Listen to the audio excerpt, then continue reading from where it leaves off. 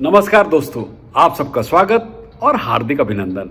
कहते हैं कि अच्छी और प्रेरणादायक कहानियां हमारी आत्मा के उत्थान के लिए एक बेहतरीन तरीका है जो हमें आशा और आशावाद से भर देते हैं। कहानियां हमारे दिल को छूने के लिए एक शक्तिशाली उपकरण है।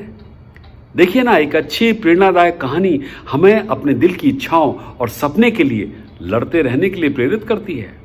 प्रेरक कहानियां हमारे दिल और दिमाग में एक भावनात्मक नाड़ी बिंदु को ट्रिगर भी करती हैं। जब हम एक संकटपूर्ण स्थिति में होते हैं ना, तो उस समय प्रेरणादायक कहानियां हमें सुरंग के अंत में प्रकाश को देखने में मदद करती हैं और हमें दृढ़ बनाए रखती हैं, हमें प्रेरणा देती हैं। फिर भी कुछ भी कहिए, कहानियां हमें सबक सिखाती हैं, हमारे दिल को आशा से भर देती हैं और हमें बेहतर महसूस कराती हैं। आज की कहानी भी कुछ ऐसी है। कहानी का नाम है उल्लू और हंसों का जोड़ा। एक बार एक हंस और हंसनी अपनी झील के सुरम्य वातावरण से भटकते हुए एक उजड़े, वीरान और रेगिस्तान के इलाके में आ गए।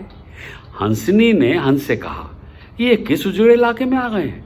यहाँ ना तो जल है, न जंगल और न ही ठंडी हवाएं। यहाँ तो हमारा जीना मुश्किल हो जाएगा।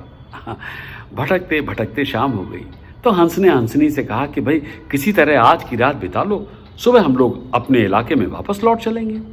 रात हुई तो जिस पेड़ के नीचे हंस और हंसनी रुके थे, उस पर एक उल्लू बैठा था। वो जोर से चिल्लाने लगा। हंसनी ने हंस से कहा, अरे यहाँ तो रात में भी सो नहीं सकती, ये उल्लू देखो ना कैसे चिल्ला रहा है। हंस ने फिर हंसनी को समझाया कि किसी तरह रात काट लो, मुझे अब समझने में से आ गया है कि इलाका वीरान क्यों है। ऐसे उल्लू जिस इलाके में रहेंगे तो वहाँ वीरान वो इलाका उजड़ा तो रहेगा ही। पेड़ पर बैठा उल्लू दोनों की बातें सुन रहा था। सुबह हुई, उल्लू नीचे आया और उसने कहा, हंस भाई, मेरी वजह से आपको रात में तकलीफ हुई ना, मुझे माफ़ कर दो। हंस ने कहा, कोई बात नहीं भैया, ठीक है, आपका धन्यवाद। ये कहकर जैसे ही हंस अपनी हंसनी को लेकर आगे बढ़ा तो पीछे से उल्लू चिल्लाया, अरे हंस, मेरी पत्नी को लेकर कहाँ जा रहे हो? हंस चौंका, आपकी पत्नी? ये हंसनी है, मेरी पत्नी है, मेरे साथ आई थी, मेरे साथ जा रही है। उल्लू ने कहा, खामोश रहो, ये मेरी पत्नी है। और दोनों के बीच विवाद बढ़ गया।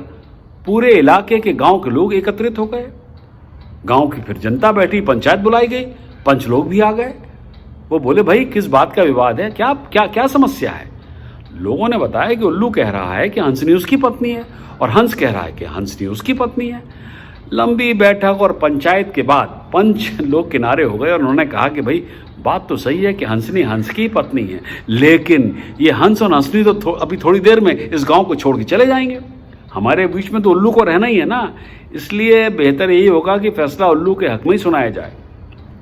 फिर पंचों ने अपना फैसला सुनाया और सारे तथ्य और सबूतों की जांच करने के बाद यह पंचायत इस नतीजे पर पहुंची है कि हंसनी उल्लू की पत्नी है और हंस को तत्काल गांव छोड़ने का हुक्म दे दिया।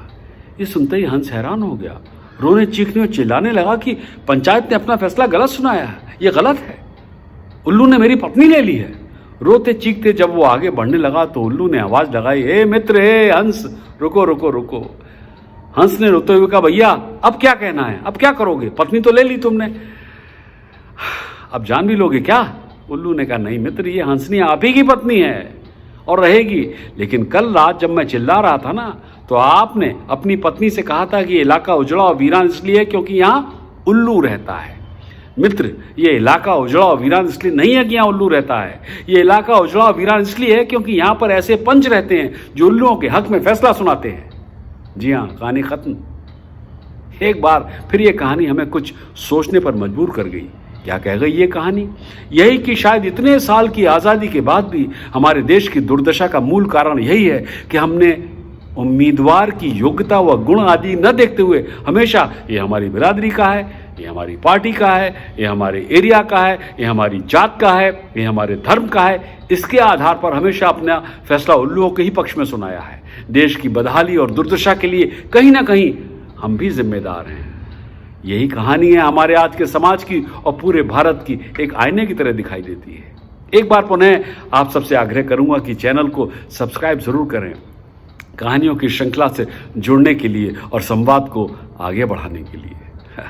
अगली बार फिर सुनेंगे एक नई कहानी और सीखेंगे एक नई सीख ऐसे ही अनोखे अंदाज में।